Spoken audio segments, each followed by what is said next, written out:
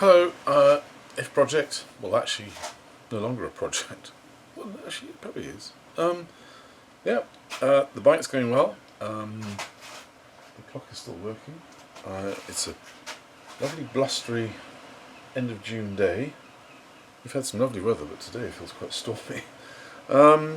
So the last video I posted was the old BSA running. I've been using it, I put about 600 miles on it.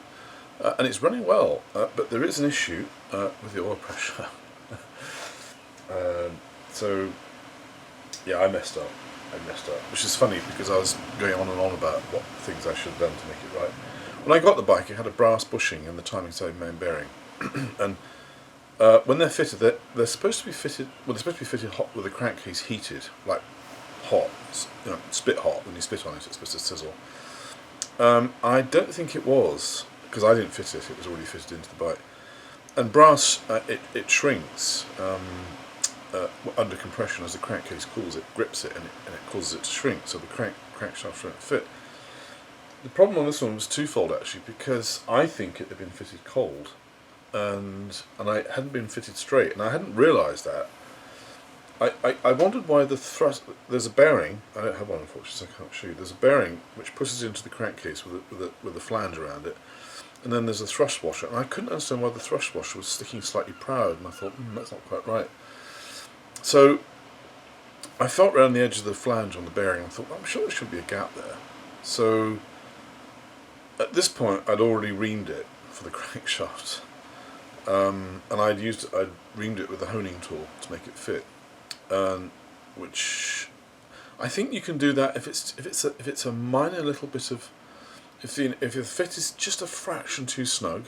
I think that's not a bad thing to do. On this one, it was probably about 4th hour, and I had to remove about 4th hour of material to get it to fit. And on top of that, it wasn't pushed in straight. So I heated the crankcase right up and dropped the bearing out, and then dropped it back in, and sure enough, it popped straight in, no problem at all. And there was no, I couldn't get my finger around the back of it. But then I noticed that when I put the crankshaft in, that there was a bit of side play in it, and I thought, you expect a tiny bit because there's a lot of leverage, a lot of there's a long lever basically, and a tiny, even a thou will allow you. But this seemed to be a little bit excessive, so I hope for the best. And unfortunately, things didn't quite work out. I changed the oil pressure release valve because the original one was a ball bearing with a spring type, and it wasn't going deep enough. So the pressure side in the oil pressure release housing, the actual oil pressure from the pump goes into the housing at the end, and then is dumped in through the side through a drilling, and they were too close together, and I literally had a thread and a half, 2 threads at the most, of the oil pressure release valve separating the two halves. So basically it was short circuiting. So I changed that, and that actually made a big difference. But it's not good. I can ride it. I can do maybe I can do 10 miles. Literally within 3 or 4 miles, the oil pressure drops from 60 down to 40, and then by 10 miles, the oil light will come on idle, and it won't go out until you give it a bit of revs. And even then, you don't get more than, well, according to the gauge, I've got a gauge on here, not more than 15 psi, which isn't good enough. You need on an A65. It's a shell bearing engine, pressure fed. You need a good solid. I mean, I'd have been happy with 30 psi when hot. I mean, that would have done the job, but this is too little. And I sense that I'm going to wreck the engine if I carry on riding it like this. So I'm going to take it back off the road. I'm pottering down to the shops on it. It's just down the road, and I've got plenty of oil pressure for that. But it does have a limited range. Reminds me of an old Triumph I had that I had a magneto. It's a pre-unit Triumph, and when the magneto got hot, it wouldn't start. And I always used to refer to it as a 3-pipe magneto, because back in the days, when you could have a drink or two, I could get to the pub, and then I could have. In the time it took for me to drink 3 pints of beer, the engine was cold enough to start, so I could ride home without any incidents, I should add. And this is a bit the same. It's like I went for coffee yesterday with a friend. We did about 12 miles, Captain Bay, had coffee and cheese toasted sandwich, chatted for a bit. By the time I got back to the bike, it was cold enough that I could ride back, but I didn't want to ride it. At 12 miles, it really was. It was a warmish day yesterday. The oil lamp was on at idle. It would go out at about 1500, 2000 revs, which is too much. And then I think the most I saw on the gauge was about 10 psi when I was doing about 3000, 3500 RPM. Doesn't go much higher than that. That's pretty much the limit. So it needs doing. Not the end of the world. I put a lot of time and effort into this bike. It was a budget restoration, a very speedy one. I got it this time last year I got this bike. So I'm not that bothered. I wanted to get on the road. I just wanted to get it. I had it, as you saw from the early videos, a mass of rusty parts, and it was in really rough shape. So now it's a complete bike. It's running. It's actually running well. The old amels, the monoblocks, set up nicely, idles nicely. I used a rusty camshaft, which I cleaned up as best I could, and I'm not sure that there's a camshaft was, but it's a little bit rusty, a bit more rustly and tappety at the top end than I'd like, so I'm thinking I might change the camshaft as well. I didn't go into I'm not sure if I went into the budget. I bought the bike as a parts restoration project for £2,000, which is a fair whack for a bunch of rusty parts, but then it is an old, it's a 67 BSA, and I spent probably, I think in the end it was something like £1,850 on parts. All the bits I had to get, parts and paint, and which actually isn't bad. I think that's pretty good. It's amazing how the money can run away. The paint, believe it or not, was a bloody expensive item. I couldn't believe how much I spent on paint, but it's things like, I don't know quite where the money goes. It just seems to disappear. I rebuilt the wheels, and that's an expensive job. Admittedly, I use my own rims. One of them was I bought it on eBay. That's right. The seat I had to buy, the handlebars I had to buy. The ones I had on were too short. There were a lot of parts missing. Mudguards, front rear mudguard was missing. Instrument bracket. I can't remember. Oh, the shocks were shot too. I had to replace the shocks. And I bought gaskets and oil seals and oil and batteries and rebuilt the front forks. So it's amazing how fast you can. I mean, I could have spent double that easily. In fact, I'm probably going to replace the exhaust system and possibly the front mud. I'm not sure yet. The exhaust system, I'll show you actually. It looks alright, but it's just a bit. It's the original exhaust, which is kind of the reason why I didn't want to change it in the first place. But as you can see, it's a bit rust pitted. The headers are a bit rust pitted. It's got this kind of haze on it. I think that's from oil burning off. Because I did some work on it. This one's not so bad, but this one's a bit rough. I don't know. I think the jury's. It's not that bad. Doesn't leak oil. Well, the only place it does leak oil is through the head bolts, which I've never seen on an A65 before. It's obviously coming out through the barrel somewhere, and not quite sure how, but it's coming out through the head bolts. But I did grease the head bolts quite liberally, oil them, so maybe that's part of it. I don't know. It's not dripping. It's just I've just noticed a bit of oil on the top there. Got good compression. I did put new guides and springs in. The valves I reused, but I think I might replace the valves too. Actually, I just wanted to get it going. See how it ran. I had a 67 before, and I'm a bit baffled because this one's got these rubber pods for the instruments, which I assumed is what they fitted to these. But I've just been looking at photographs of my old one, which was more or less the identical bike, except with an export tank, and it has steel pods. I think with rubber inserts, as far as I remember. So I'm not quite sure. And there's an oil pressure gauge on which I fitted. It was off an old car, which kind of looks the part. So the wiring's good. I reused the old wiring. Tail light I had to buy for it. I mean it's a nice old bike. My friend, unfortunately, robbed of his nice old Thunderbolt, which I've also been working on, which is running really nicely. I've had a few little issues with it. Which I'll go into, but anyway, we both went for a ride. He parked next to me, and the side stand lug actually broke it broke right at the pivot point where the bolt goes through, and so the side stand came off. He fell onto me and my bike, and then my bike broke the side stand as well, which is a bit of a shame. But this one's just brazed on, so it's probably not really surprising that it broke. And he's a big chap, you know. So between the bike and him and me, the side stand didn't have much of a chance. So I've got to fix that. It's still hanging on by a hair, but it's coming off. But it's very interesting riding these two bikes. I mean, mine's a twin carburetor A65L, 67 vintage. This is a single carburetor A65T, a Thunderbolt. The engines visually are identical, but actually there's a lot of differences inside. Uprated oil pump, stronger rods I think on these. I thought they were steel backed, but they're not. But the rods are stronger. All the fasteners, the bolts are all different. They're all UNC and UNF as opposed to, you know, British Standard Whitworth and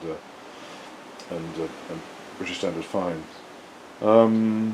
It seems to have more compression, and it's interesting to ride these two because Rob's is definitely more peppy than mine, and I don't know if it's because the frame's lighter, because these are lighter.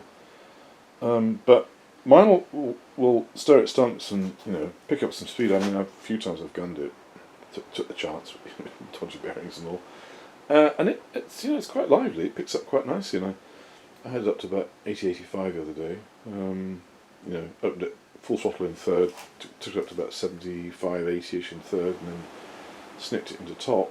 And it took off quite nicely, but then I rode Rob's, and it's noticeably faster, and it's strange, and it has more compression, which I don't quite understand, because mine, it didn't need reboring.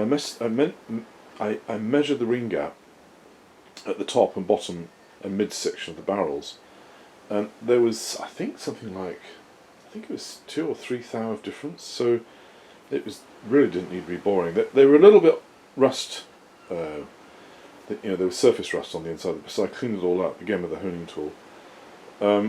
I mean, Rob's is clean, obviously, because his was rebored when it was rebuilt years back. It hasn't done that many miles, but it does have more compression, and it's definitely more lively, which is interesting.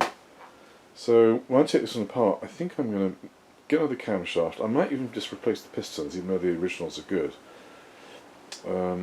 Definitely new bearings, and then see if that makes much of a difference.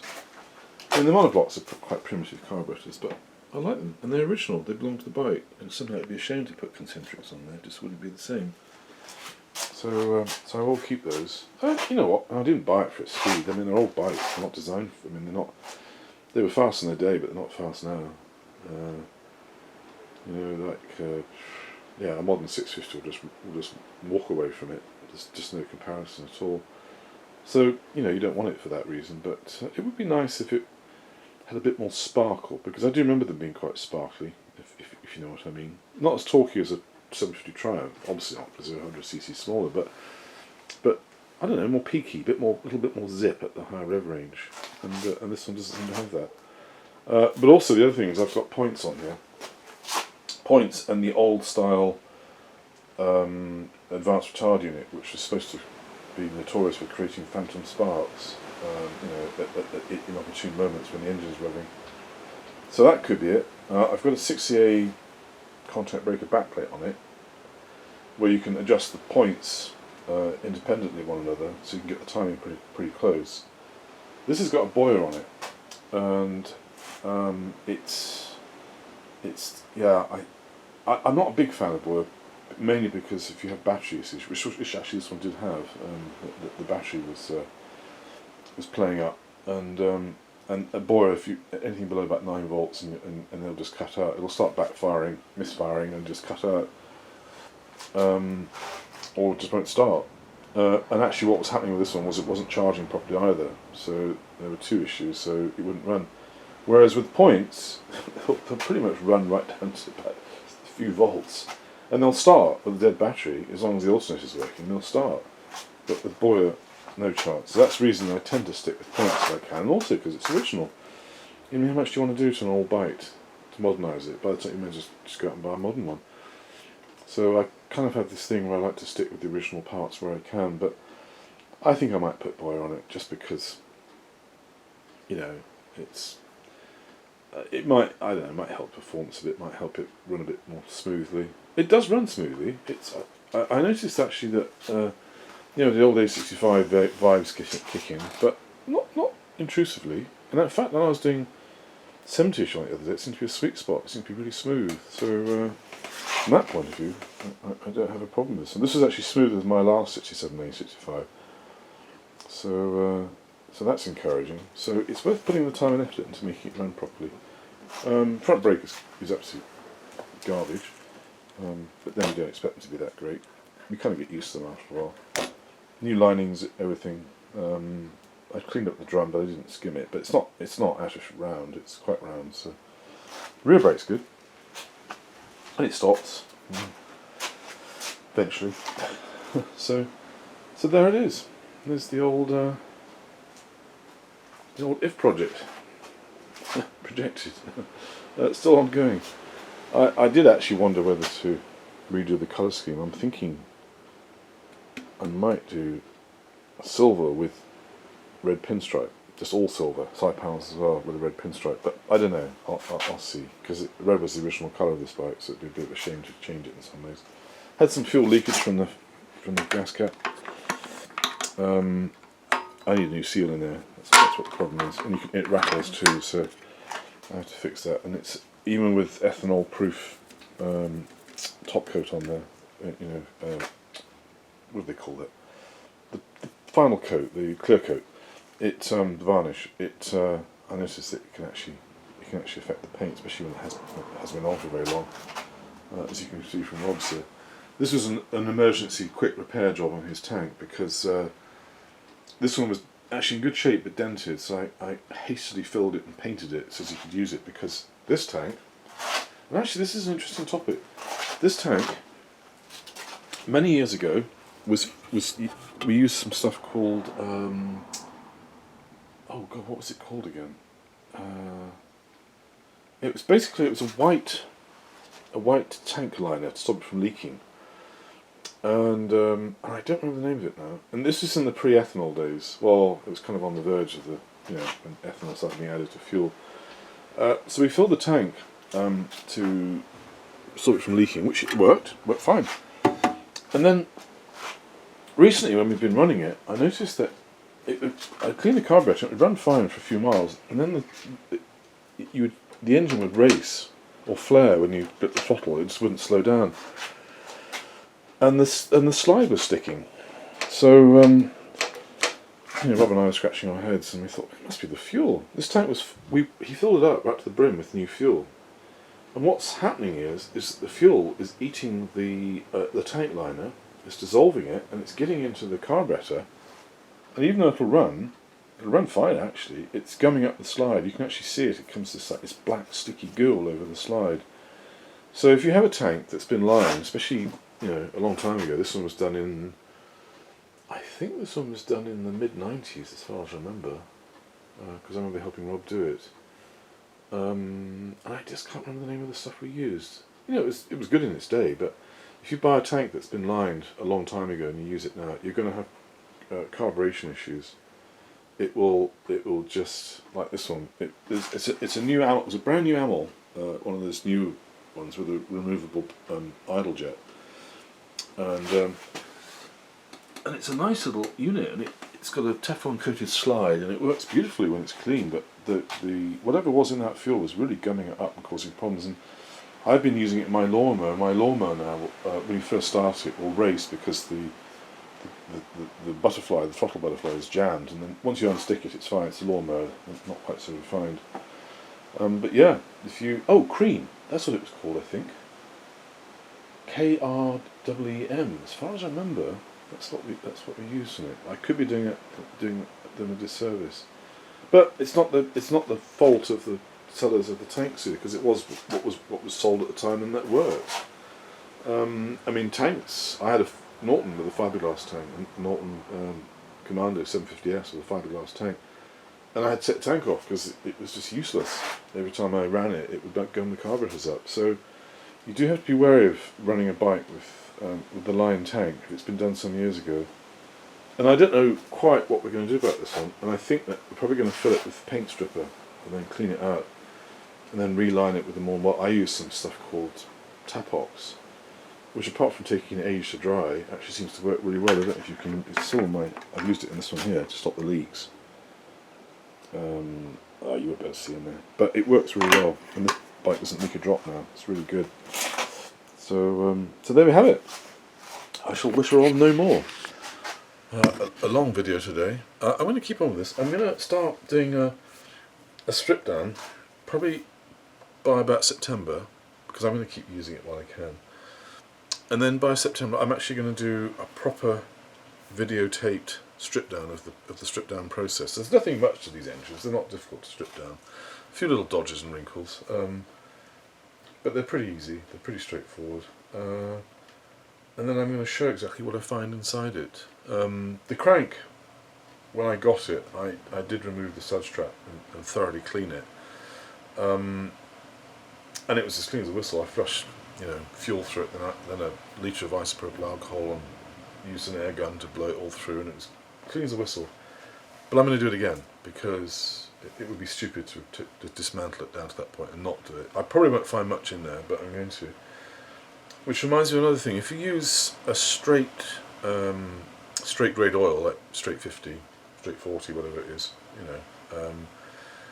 the non-detergent stuff, that's what causes the deposits in the crankshaft, because it can't hold it in suspension. The detergent oils, the more modern multi-grades, are detergent oils, and they kind of clean the engine, and they hold all the deposits in suspension, and then it gets taken out by the filter. But the old oil, the old straight 50, straight 40s, whatever, good oils, nothing wrong with them, but they will deposit. They're not able to hold on to the particulates that comes out of the inside of an engine, and eventually clogs up the sudge trap. But you'd have to do 20,000 miles to do that, so it's not a big deal. But I'm actually using straight 50 in this, partly because of the oil pressure issues. I used 2050, and it just it was, the problem was a lot worse. So I've been using straight 50 to try. And I also tipped in a little thing of what's that stuff called? It's a graphite based mono. No, what's it called? I can't know what it's called now. It's a little pot of oil that people used to use back in the 70s and 80s. It was all the rage, and it's had graphite in it. People used to run engines without any oil in them, and it would still keep going. So I tipped some of that in there. Why the hell can't I remember what that's called? I had the container here, but I can't remember what it is now. Anyway, everyone knows what I'm talking about. And I'm hoping that will just keep things sweet-ish until I can actually rip the engine apart and do it properly. But yeah, new cams, new pistons, new bearings. I'll pump a bit more money into it because I think it's worth it. It's a good bike, and so far I'm into it, including buying it for just a little bit shy of 4,000 quid. If I put another 1,000 into it, then that's 5,000 quid for a perfectly running, pretty much restored BSA 65. The tank I'll keep, even though it's not chrome anymore. I don't mind that. I'll keep it. And there's nothing much else that needs doing on it. Exhaust. Possibly the front mudguard, I'm not sure about that. Any engine parts that you're doing. The lifters are good, the followers, they're in perfect condition. At least I hope they still are. They're running on a bad cam, I'm not sure. But the cam, the leading edge of the face of the cam that initially went up against the followers was clean. It was the trailing edge that was bad. So I'm hoping that will. That's one of the reasons why I decided to use it, because the way it had rusted, it wasn't. I didn't see it being a problem as it hit the lifter and then lifted it, because that face of the cam was actually not pitted. It was it was a good surface, but the trailing edge was rough. New clutch too. Yeah, the clutch is bad. The clutch slips. It's not terrible, but it does slip. Although having said that, it seems to have got better. Like I say, the other day when I gave it full throttle, third gear, there was no slip. It's mainly when you shift second to third and you're giving it the beans, it'll take a while to catch and really settle down. So I'm going to do the clutch, and then that should be it. I'm not going to go for the SRM conversion. Mainly, if this was my only bike, I would do it, because SRM conversion, I would have put a lot more money into it. Carrillo rods, balanced crank, SRM oil pump or Hepalite oil pump, any of those things, cast iron oil pump. Yeah, I would have put a lot of money. I might have even gone for a big bore kit. You know, had a bit of fun with it. Possibly even a stroke in A10 crank. You do see 850cc A65s around, but I just want to keep some stock. I just want it to be a good daily ride that I can go, you know, on a, not across the world on, but if I can do a 50-mile ride or a 100-mile ride and get the other end without any problems, that'll do me. And Rob's, I rode his the other day for about an hour, and you know, I was hard on it. I gave it lots of throttle, put it through the, you know, when I got back it was smoking hot. Not a hint of a flicker from the oil light. None whatsoever. And that one's got an 8 psi oil pressure oil switch in the you know, for the warning circuit. So even at idle, steaming hot, it's not dropping. You know, it's not even getting to 8 psi. So I don't know what it is because there's no gauge on it. But it's a good engine, and it runs like it's a bit smoky. That's the only thing. But I'm hoping that'll settle down because it hadn't been running for about 7 or 8 years, I think it was. It had been lying idle. So I think that, and it didn't smoke before that. So I'm thinking it's either sticky oil rings or, I don't know, just needs burning. If it hasn't settled down after a couple of thousand miles, I'm going to rip the top end off and just see what's going on in there. But it is better already. When I first started it, it filled this whole place with smoke. It's unbelievable. And now it's just like it's a bit of a blue haze from the left pipe, which mostly goes by the time you've done 5 miles or so. It's all but gone, and it doesn't seem to be using much oil, so I don't think it's a big issue. It could be a valve guide, but I don't think so because they were all new and they were all. I remember doing them and they were a tight fit, so I don't think that could be a problem. But you never know; it might be. But yeah, I'll see if it settles. If it doesn't, we'll look at it. If it does, then we'll leave it alone. There's no point in looking for problems. And I find that a lot of British bikes, the more you use them, the better they go and the more reliable they become. My T140 in Canada is just a gem of a bike. It just never misses a beat. It just goes, starts, goes wherever I want it to go. Never any issues with it at all. So I'm hoping to get this in the same situation. Anyway, I'm wishing on. So goodbye. Thanks for watching.